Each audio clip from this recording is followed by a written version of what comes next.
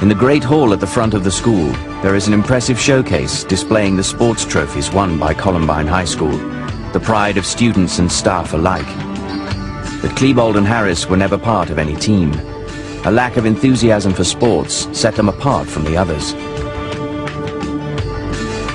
Well, the top at Columbine was it kind of varied between the wrestlers and the football team. There was a couple of guys who were at the top, whether out of fear or out of actually being cool or whatever.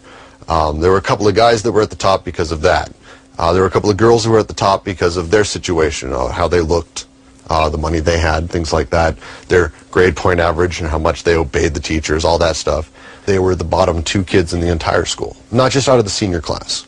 The entire school, they were the 2 uncoolest kids. So they were the losers of the losers, is the way to put it. In his diary, Dylan Klebold vented his frustration.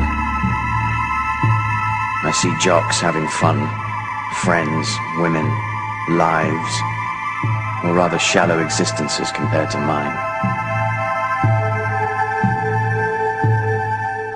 I was pushed against a locker one day by a football player at the school, because he saw me talking to Dylan, and he asked me, why are you talking to that faggot? You dyke? He was just throwing his weight around. He was just being a jerk. Eric and Dylan did get this every day, and we all knew it. And we all talked about it, and we laughed about it because that's all you can do. These images were shot 1 year before the massacre took place, and this time Dylan holds the camera. Eric has his back turned, and he is wearing a black t-shirt.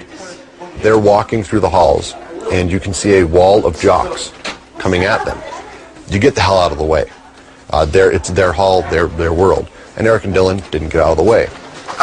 And so you see the jocks lay their elbows right into Eric and almost knock the camera out of his hand, and you don't hear them bitching because they're so used to it. They don't go, "What the hell was that?" They go, "Uh-huh," and they just move on because it's so commonplace. So shooting the kids at Columbine apparently is easier than fitting it at the school. That's the biggest lesson to learn about Columbine.